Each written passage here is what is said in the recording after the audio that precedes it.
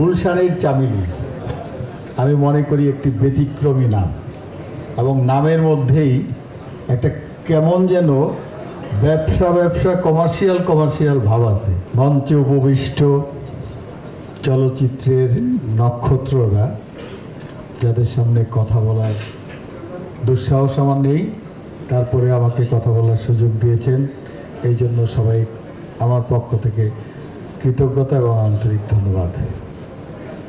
আজকে একটি শুভক্ষণ, শুভ দিন চলচ্চিত্রের মানুষদের জন্য। আমরা চলচ্চিত্রের মানুষ, আমরা সবসময় চলচ্চিত্রের মহরত, শুটিং, চলচ্চিত্র মুক্তি এইগুলো নিয়েই থাকি। অন্যান্য কাজ আমাদের ভালো লাগে না, ভালো লাগে তখন যখন দেখি চলচ্চিত্রের কোনো কথা হয়, চলচ্চিত্রের কোনো অনুষ্ঠান হয়, সব কাজ বাদ দিয়ে চলচ্চিত্রের কাজের মধ্যে ছুটে আসে।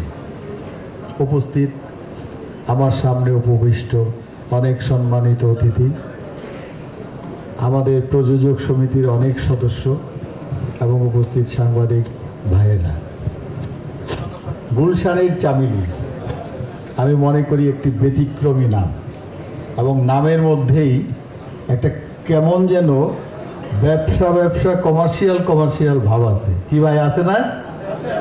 আছে।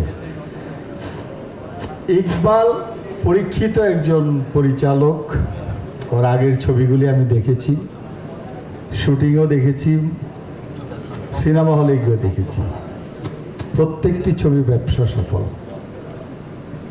আশা করি গুলশানের চামেলিও ব্যবসা সফল হবে ইনশাআল্লাহ। জাহাঙ্গীর শিকদার পরীক্ষিত একজন প্রযোজক, ওর আগের ছবিগুলি যখন অনেককে নিয়ে সিনেমা বানাতে না বলেছে, জাহাঙ্গীর শিকদার কিন্তু তাদের নিয়ে সিনেমা বানাইছে এবং ছবিটি ব্যবসা সফল হয়েছে, টাকাও ফেরত পেয়েছে। লাকি একজন প্রযোজক, ওদের দুজনের জন্য শুভকামনা, গুলশানের চামেলির জন্য শুভকামনা। এই ছবিতে যারা অভিনয় করছেন, শিল্পী কলাকৌশলী যারা আছেন, সবার জন্য শুভকামনা।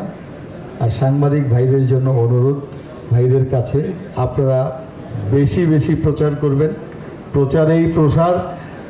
আশা করি আপনাদের প্রচারের মাধ্যমে সব দর্শকের কানে পৌঁছে যাবে গুলশানের চামেলি একটি সুন্দর ছবি, ভালো ছবি। আর আমার বড় ভাই শ্রদ্ধেয় কাজী আয়াজ সাহেব একটি কথা বলে গেছেন, দেশে দেশে সবার সাথে দ্য নিউজ।